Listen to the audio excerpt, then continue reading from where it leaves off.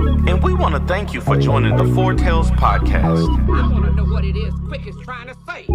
We're about to talk some comics and get a little bit controversial. Everything from indie books to movie to level commercial. With no rehearsals when we converse to coerce you. And then we do the quick takes and try to get to the person. So join us and get your comic book a few more sales once a week wherever you pod. It's Four Tales.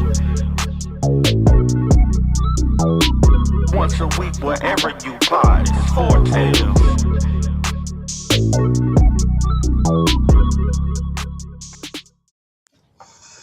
Ladies and gentlemen, boys and girls, children of all ages, Taurus Comics in collaboration with Fourth Wall Productions respectfully brings to you the 182nd episode of the Four Tales podcast.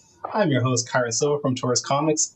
Across the way is the Cobalt designer of Hotshot, the most epic one, the leader of Freestyle Comics, the one, the only Mike Watson. And together we are your blurred comic creators here to help you find your next favorite comic. We are live via Facebook, Twitch, YouTube, TikTok, and I think Instagram. I think I set that up right. So if you're listening or watching us live, thank you for your support. Don't forget to like, subscribe, share, review this podcast. Call your positive reviews and interactions help us reach a bigger audience. Damn. Mike Watson. That was a clean introduction, Kyron. I mean, beautifully done. Thank you. I mean, this is what, week 3 out of the last 4 weeks we've seen you on the show. Am I right? We saw you last week. We missed the week before that, and then we saw you again. So I had to do something special for you. So, definitely appreciate it. All right. Yeah, but I love the Four Tales podcast, so it's awesome being on here. Thank you. We love having you on. We're glad to have you on as usual. We, all fairness, and we are always transparent with all our audience. We are waiting on our guest right now. We've reached out to him a couple of times. I've called him via Facebook, and we're just waiting. So we're gonna talk to Mike, and I have no idea what we're going to talk about. We're going to talk to Mike, though. I'm sure most likely it's going to be about Freestyle Comics, and see if our guest comes up, and if not, Mike is always available to talk to. So, how's your week, Mike? I love the week has been good. A lot of things going on. Tony Clapper came to Columbus today. He worked the career day with me at the Columbus College of Art Design. We're looking for new interns for the summer for Freestyle Comics and 5-Star Comic Con. So Tony came up, we shared the table, and got to talk to the young, new aspiring creatives at the CCAD. Okay. All right. So where was this held at, like, exactly? So I'm not from Columbus. I don't know, like, the area, but, like, where was this at? A school? Like, what? Yes, it was on their campus. It was in one of the Lone Crane building, which is an awesome building at CCAD, on the 3rd floor, right, amongst all of the other things they have, other buildings and things they have on campus. Tony drove down there from Middletown, and we got here at 9. We got things set up, and we did it 10 to 2, and we had our current intern Brooke, who's interning with Freestyle Comics with us at setup. Okay.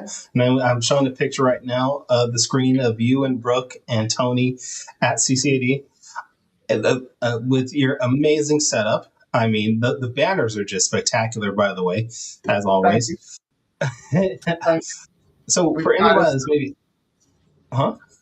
we pride ourselves on the banner work and trying to have an exquisite setup all the time.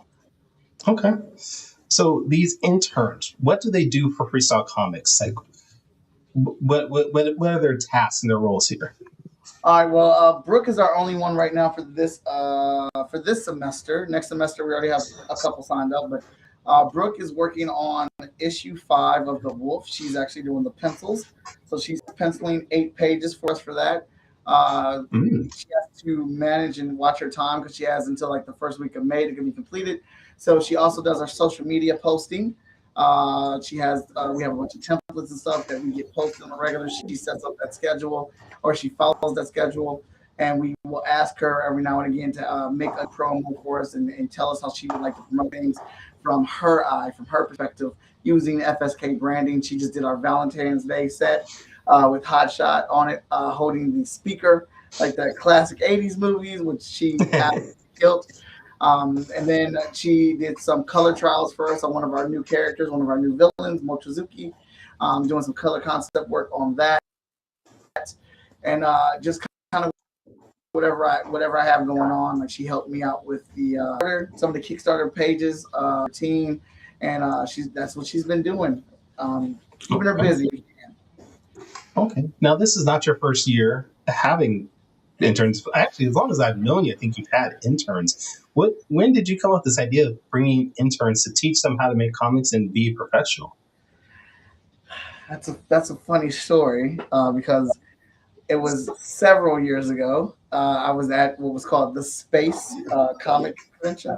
It's one of the oldest running independent comic shows, longest running ones in Ohio. And we were there. I had a table set up, and I was going to do some guest speaking. And I was walking around, and I noticed there was a table being managed by the students of the Columbus College of Art and Design. So I walked past that table, and I looked at what they had, and nobody said anything to me. So I left and came back down the aisle. Nobody said anything. Took a couple laps around, came back. No one said anything. Went back to my table, slung some books, came back. Nobody said anything. Left, came back. I picked up a book. Nobody said anything. Finally came back. Looked at it, picked up a book, slid it in front of them. There was 3 people at the table. I said, "Who drew this?" They were like, "Oh, I did." Take note, they were all with their heads down drawing. And I was like, "Hey, not to tell y'all how to do anything, but I'm an alumni. I'm a graduate of the school. I make my own comic down there. They got me up here guest speaking about promotions, how to promote at a comic convention. I walked past this table 9 times, and y'all did not say shit to me. Nothing. Y'all didn't try to pitch to me. Y'all didn't try to sell to me. You didn't try to conversate. You didn't try to walk me down. You did nothing. And they were like, "What? Are you serious?" Yes, I was at the table 9 times standing in front of it. So, this is a great show to be at. This is a great show to get your legs, wet and learn how to do something at a comic convention. But I highly recommend, I'm about to do a panel in 45 minutes. I highly recommend that y'all come to that panel and just listen to some of the stuff that I do. I'm not saying I'm an expert. I just got some experience in this. Neither of them showed up to the panel.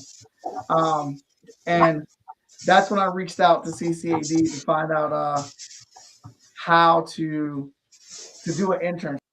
If I had the ability to do an internship, because I was just flabbergasted that no one talked to me at a comic convention trying to sell me a book or anything. It was crazy. So that's how it started, and I've been doing it well over 10 years with CCAD and the Art Academy of Cincinnati as well. That's. I'm sorry. Just the idea that you're at a convention. You're trying to show people your work, and you're not even going to stop them and talk to them. That's wow. I don't know how to say his name. XIR_IIR. How are we doing? We're doing great. I'm here with Mike Watson from Freestyle Comics. We're talking about how not to sell your books at conventions, apparently, because Mike said that he talked to some people at a convention, walked by their booth multiple times, and none of them even wanted to communicate with them. I bet they were racist. That's what it was. I bet you that's what it was. Well, I gotta give them some credit. They're college students, so they were working on assignments from school and things like that.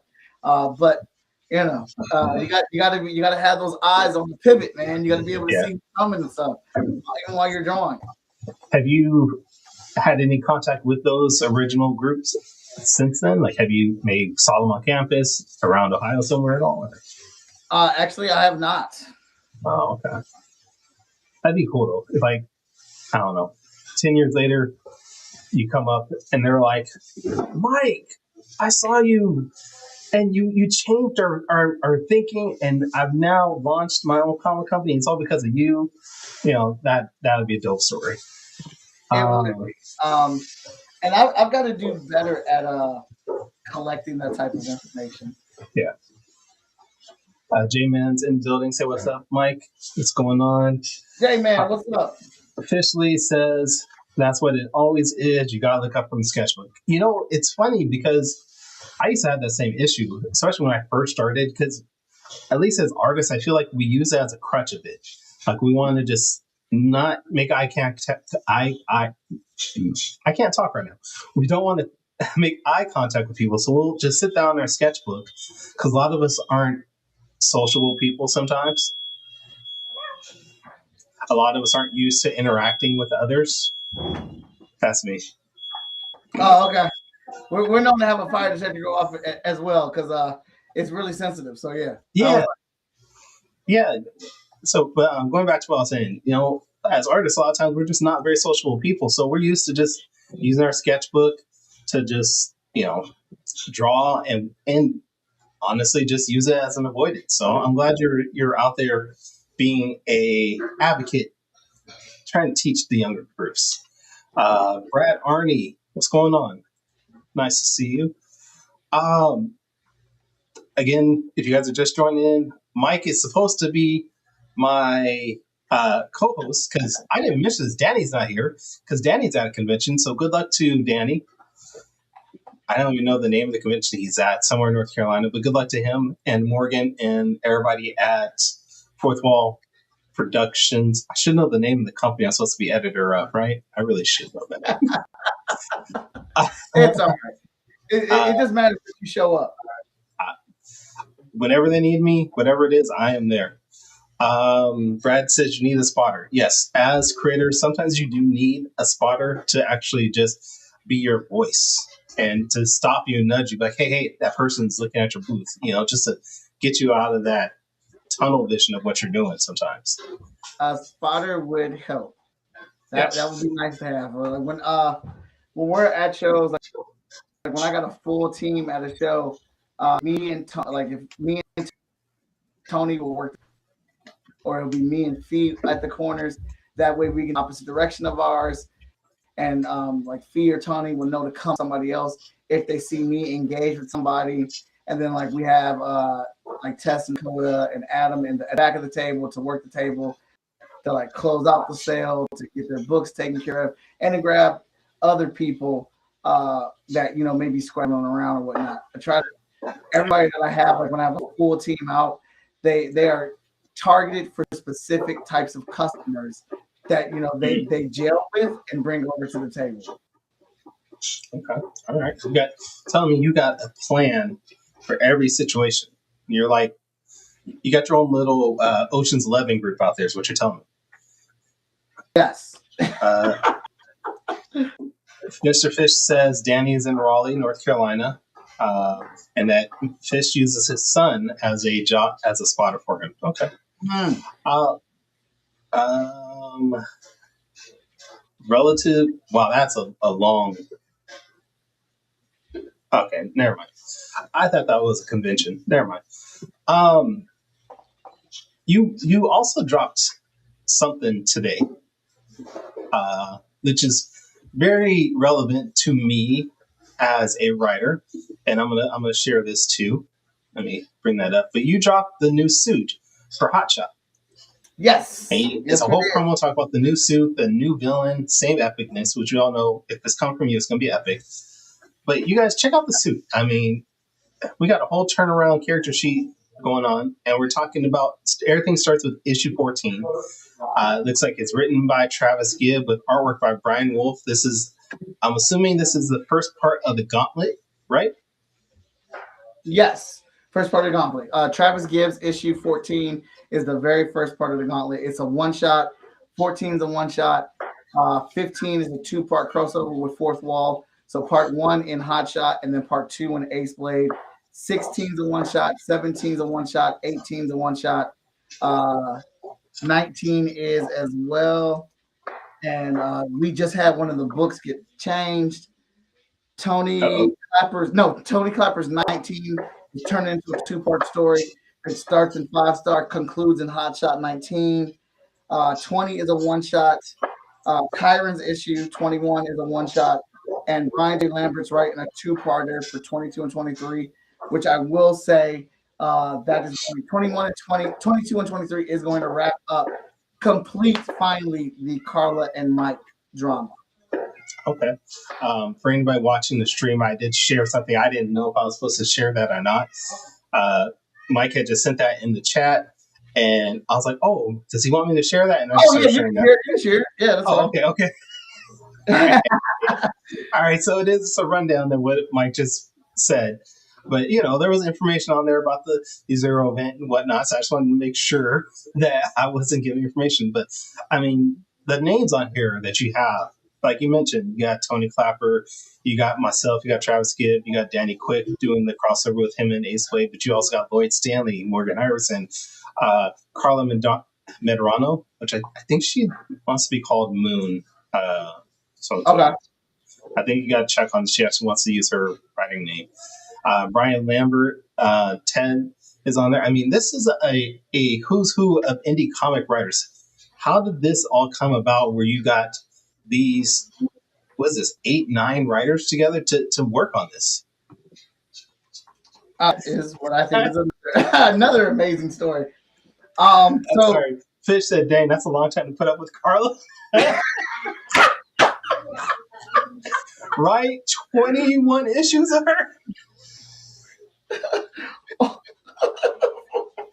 Oh, that's awesome. 23 issues of dealing with Carla or something, man. I knew that was going to be it. Hold on. So that's a real funny story because this is all an accident, and this happened and started like 3 years ago. Travis Gibb and I talk every now and again. On regular, and we always, when we talk, we always kind of like check in with what each other's doing. We're like, "Oh, so what you got coming out? What do you have dropping? What are you working on?" And we always chop that up. And Travis was asking me like what we had coming out this year. I want to say it was the year that we were voted Publisher of the Year. And the Foretales podcast has no what's the word here? Sway when it comes to votes for the Beam Awards. So yeah. They don't. But, this is not like the Electoral College in any way. So I was like, we have this book coming out. We got this book on the Kickstarter. We got this book on the Kickstarter. And he was like, "Oh wow, all right. So y'all are doing a lot of stuff this year." But I didn't hear like another issue of Hot Shot. I know you just had one coming out, but you don't have another one coming out. And I was like, no, because what I want to make sure that we spread the wealth on the Kickstarter to everybody. And Kickstarter take a while to build. So I want to make sure that everyone gets a chance on the Kickstarter. And okay. Like, "Oh, that's great. That's exactly what a publisher should be doing. You should be matching that." But what I don't want you to forget is that there are people that like Hot Shot. And getting more than one issue a year will probably be very helpful to you moving things forward. We were working. Travis and I was working on a project together. I want to say it was awesome that we were working on together, and we were checking in with each other again. And in the message, he sent me a message, and it was the script for Hot Shot 14. He was like, "Yeah, I just decided I'm going to write you a script for Hot Shot, a one shot, and I made a new villain because he's got to do more than fight Void for 7 issues." Hot Shot. Thank you. Rogue Gallery. No, hey, they always say the villains are more important than the actual hero. So thank you, Travis. Okay. So I've had that script and working on that character, which is Gravel for issue 14, but it's been sitting there because I think we were like on issue 10 or something currently at that time, and things happen. I was putting out other books and this secondary person, Mason, who was a longtime friend of ours, had said, because this is when we were celebrating our 20 years in comics, and Mason was like, "Hey, didn't you guys tell me that you have this plan for Hot Shot to be 100 issues? And I'm not knocking you, but it's taking 20 years to get out 10 issues." And me and Danny Cooper were laughing like, yeah, that's true. Yeah. In our head, we're like, "Fucking Mason." But Mason was speaking truth. He was Nah, man. speaking truth. Like, what are we going to be? 85 by the time we get to issue 50 or whatnot? Yeah. And so me and Danny were looking at that, Danny Cooper, trying to figure out, like, well, how do we make this story work till we get out more issues? Because we want to tell these other stories too. And I was looking at what we had with Hotshot and the fact that issue 24 is already written. The 24th Okay. is already written. We had Robert Jeffrey write that for us. So that's like my carrot on the stick. That's the issue I need to get to. And I was like, fuck, how am I going to get to this issue, man? It takes me a while to write and I'm drawing at the same time. Then I was looking at issue 14, and I've been watching a bunch of My Hero Academia. I've been watching a bunch of anime. And I was like, that conversation with Travis kept popping in my head. I'm like, what if I gave Hotshot a bunch of new rogues to fight, one for each issue, and then see if I can get somebody else to write it so they can put their voice or put a different voice on each villain so they do feel truly unique. And then I was like, I started designing villains. And so I designed 9 villains. And I was like, well, who do I feel like will write these stories the best? Who do I feel like matches with them? And I just started messaging people. I was like, hey, you wanna write an issue? Bro, I remember when you sent me the message, I thought you were like lying.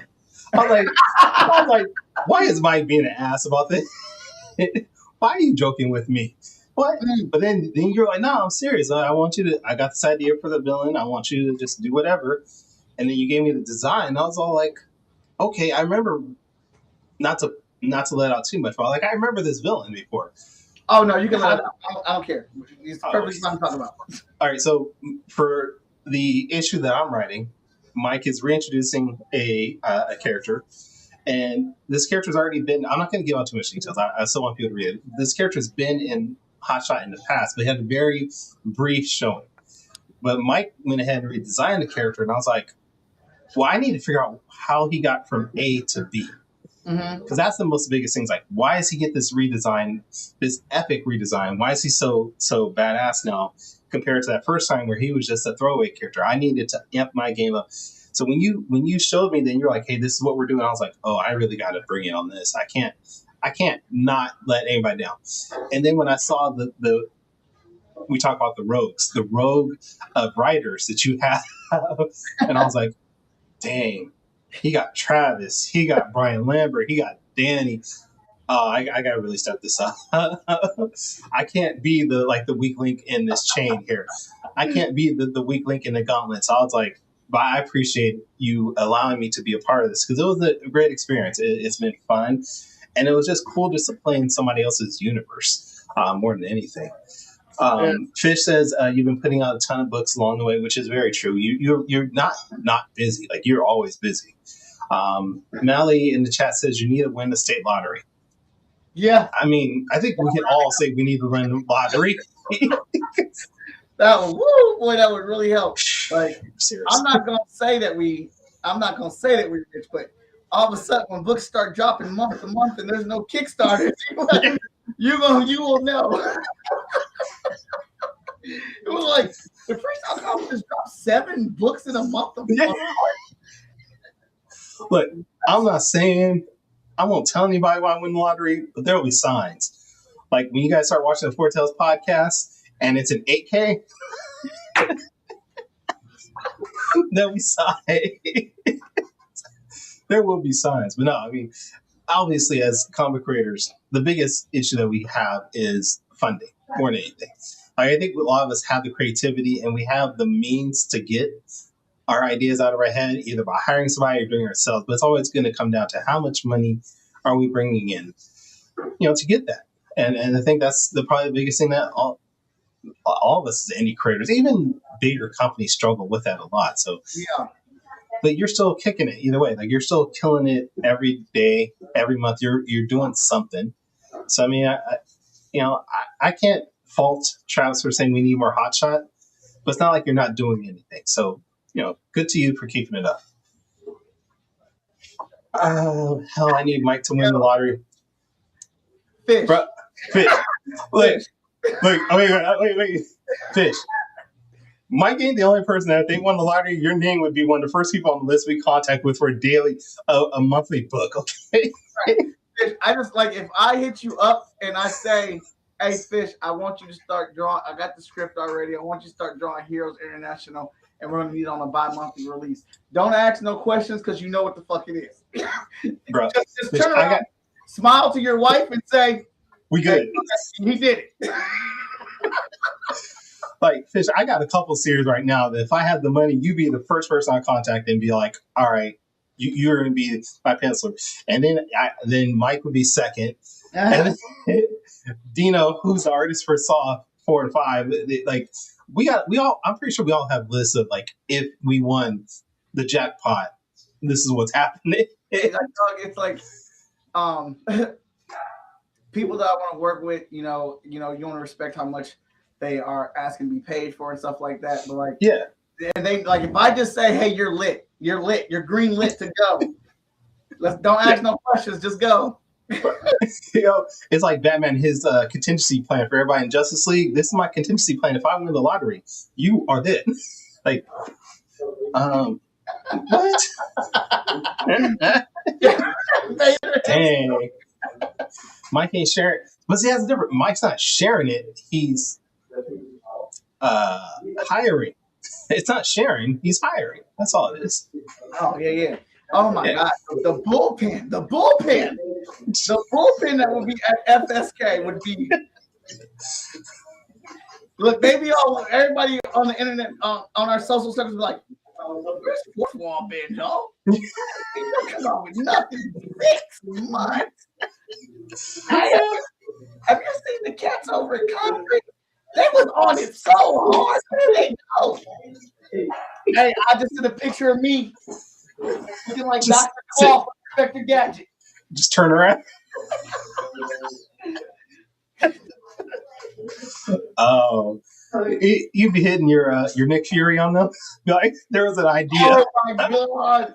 If I just showed up in like Brian J. Lambert's house in the middle of the night, I'm doing it again.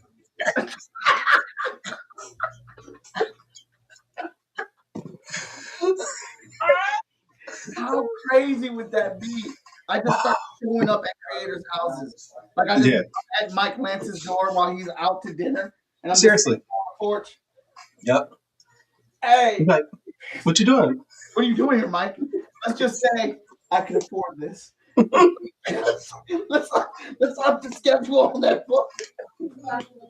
I mean, I think as creators, we're all like that. Like we have our short list of if we hit it big, and it doesn't have to be we win the lottery. Maybe like our Kickstarter just blows up, and we're like, I'm ready to get to that next level. I think we all got that list of, hey, this is who I'm going to be hiring and contacting right away. Absolutely. Freaking. Let's see. Fish said, if I win the lottery, a monthly Saw book is high on my list. Bro, look, if you want to draw Saw full time, go ahead. I'll let you do it. Who's going to say no to that? I was doing my show this week, and the guest I had on there was like, "Damn, dude, you are so fast." I was like, "Man, you think I'm fast? I have somebody that will destroy my ass in the speed of drawing comics, and his name is Fish Lee. His pencil out here." Like, Mike will be done. Change his name and living in a small town in Indianapolis. Yep. Hey, but yeah, you wouldn't leave Ohio though, would you? Like if you came out with a bunch of money, would you leave Ohio? Yeah. Okay. But I'm not going very far though. I just want to find the sweet spot where there's no snow and no earthquakes and hurricanes. So I'm not going too far. Okay, well you're not coming to California then, because we got all that. So we don't have hurricanes. But we got the snow and we got though. We got what? Y'all got the possibility of typhoons. Very rarely. It's not like it's not like a Hawaii type thing. It's once every few years. Earthquakes, we got that. I've lived through at least 5 earthquakes between major and minor ones, and then snow. Different parts of California, we got snow. So Oh, okay, different parts. yeah, different parts. So all right, I don't know where you're gonna go. Dude, wow, we went off on a huge tangent all because of Mally. So thanks for that, Mally. Um, one thing I was gonna ask about this with this change is the new suit. Yeah. What sparked this change for a suit? Oh my goodness. And is that explained in the book that Hotshot has a new suit? Yeah. So there's a couple reasons for the new suit. Well, we wanted to do a story about police violence that we never got to do. Okay. And one of the questions that was asked is how would Hotshot or how would the police react to Hotshot if they knew he was black? And for the most part, it's safe to assume that they don't know Hotshot's black under the costume. Maybe they would assume that he's white. And what if they were acting out and beating the shit out of people in front of Hotshot? How would that change? But when they had but I've seen Hotshot get his butt kicked against Void, and his suit was all tore up. So did they not notice he was black underneath it? Some of them may have, and some of them may remember. Okay. But then I think we have to factor in it's a big ass superhero fight. There's explosions and stuff like that. Some of that shit gets lost in translation. And I wouldn't say that would be the case, but we have literally seen people on planet Earth do that. So I'm not going to say that it's not possible in the comic realm. But one of our answers to that is that Hotshot would want to adjust his costume so they would know that he is a black person underneath him. Would you act the same knowing that this hero with this power, this much power, would you still act that way if you knew who I was? Then the secondary thing is Hotshot has been messing up a lot. He's been failing in his hero work. He's lost a lot of lives, and he is part of that penalty is that he's being moved to Heroes International, where they can support and watch him more in his hero work, so he's not so much solo. And the end story reason is because he gets over there with their PR network, because Heroes International has a new PR team and stuff like that. They just got their funding, and we can see that funding came from the source book issues or whatnot. They redesigned his costume to give him a brighter image, so people can see his face, things like that. The third reason is because you don't see indie characters get new costumes, and we're at a point right now where we have 14 issues of the book, so let's do a costume change, because I don't really ever see that happening, because I want people to understand it is very, very, very hard to come out with these books. So being able to have a book that has some longevity to it and you can actually play with a costume, I thought that would just be super fun to have on there. Okay. All right. We got some questions. Danny Quick says it's Saw and Hotshot. Yes. Danny Quick wants to know, where is the guest? We have no idea. I tried messaging dude. I tried calling him. We don't know where he is. So Mike has turned into my guest. Yes. This is our third time. Mally said, will Hotshot be part of the team? Mike just answered. He said Hotshot will be part of Heroes International. So nice. I think Mr. Fish says not all of them would know. I'm assuming he's talking about not all of them would know that Hotshot was black. Okay.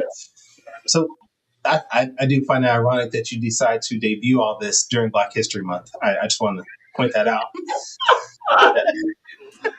I did not. You know what? That didn't even occur to me. Whatever. No, it really didn't. It was DC, didn't it? DC idea.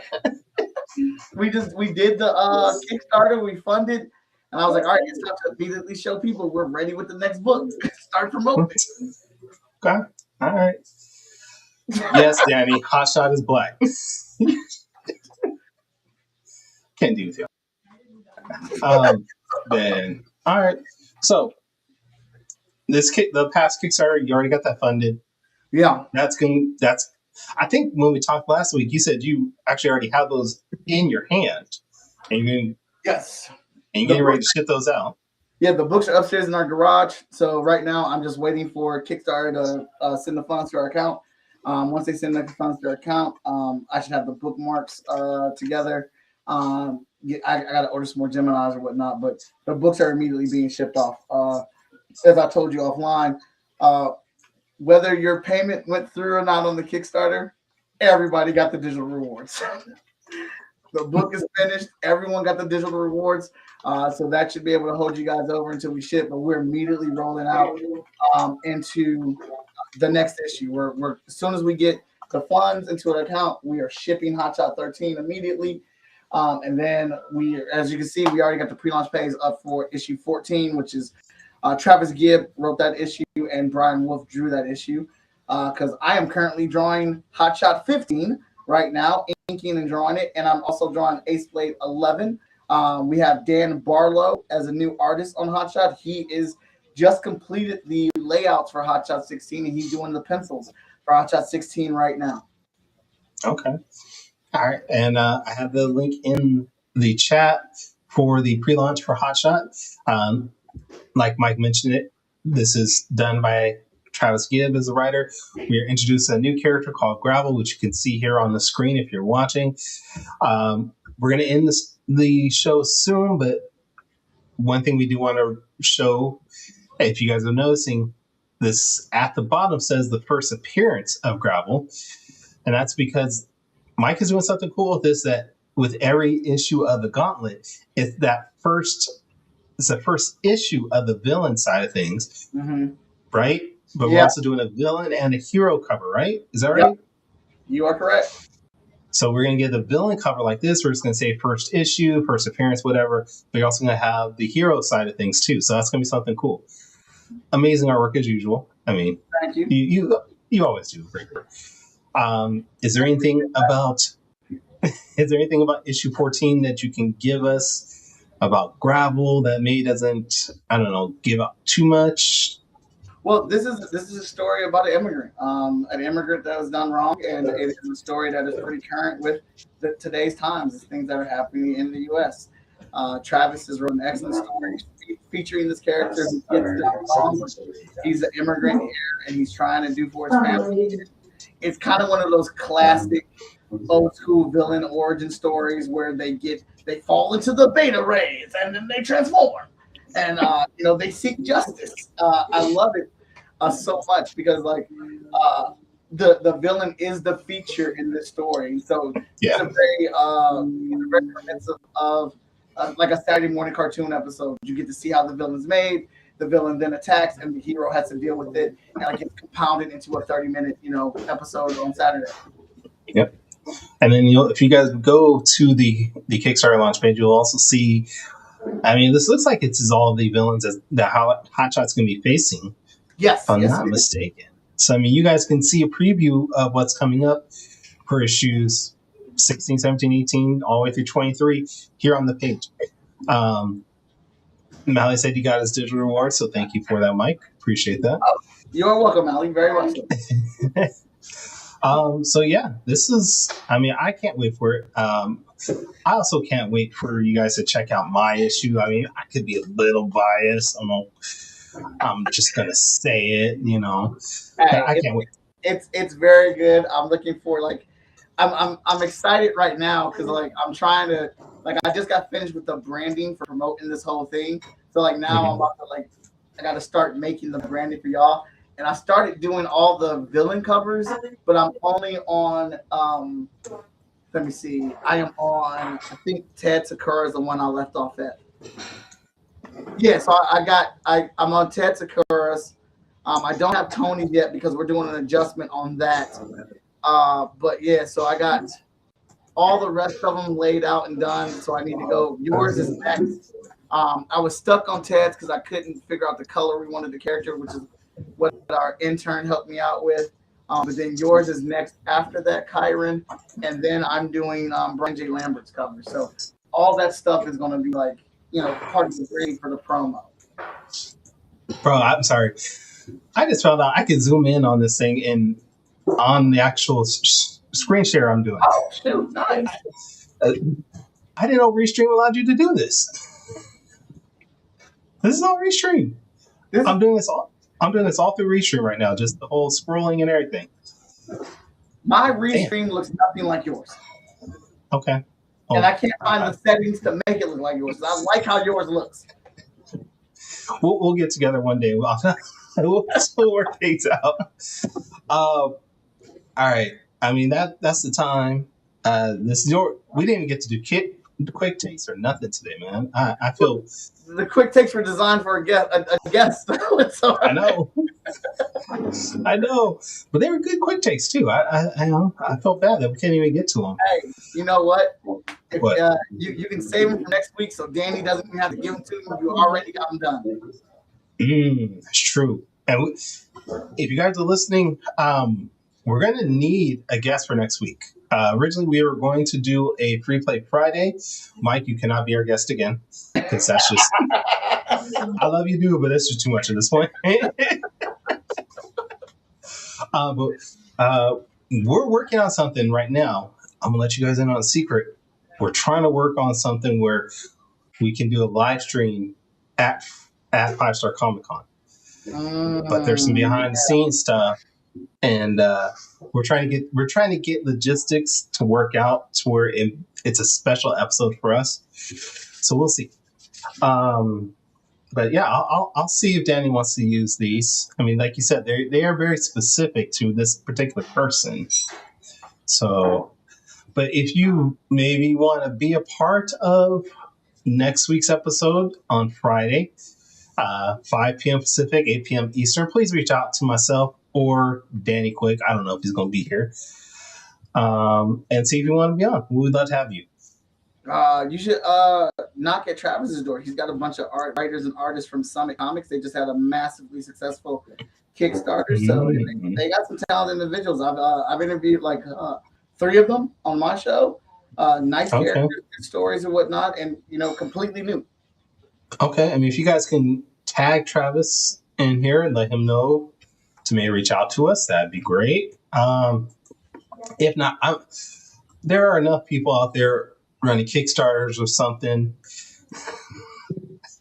Fish, you're always welcome. Do you know that? You're always welcome.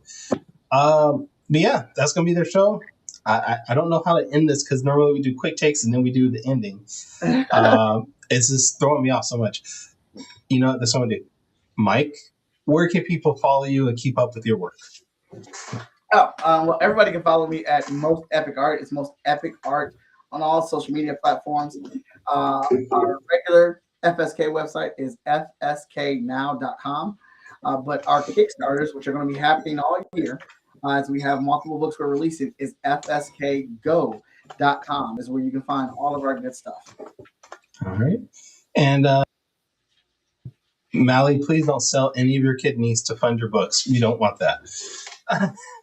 Fish, I will. If I can't find anybody, I'll definitely reach out to you, dude.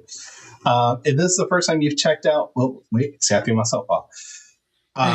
If you want to check me out, you can go to torrescomics.com. I am at all social media platforms at Torres Comics. And this is the first time you've ever checked out our Four Tales podcast. You can go to fourtalespodcast.com. You can listen to past episodes. You can buy merchandise, of course, that way. But definitely join us next week. I don't know who we're going to have, but we will have somebody. But until then, everybody, until then, everybody, sayonara, goodbye, and please take care of yourself.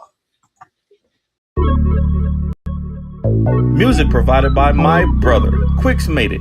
Find him online in YouTube, Instagram, and SoundCloud. I want to know what it is Quick is trying to say.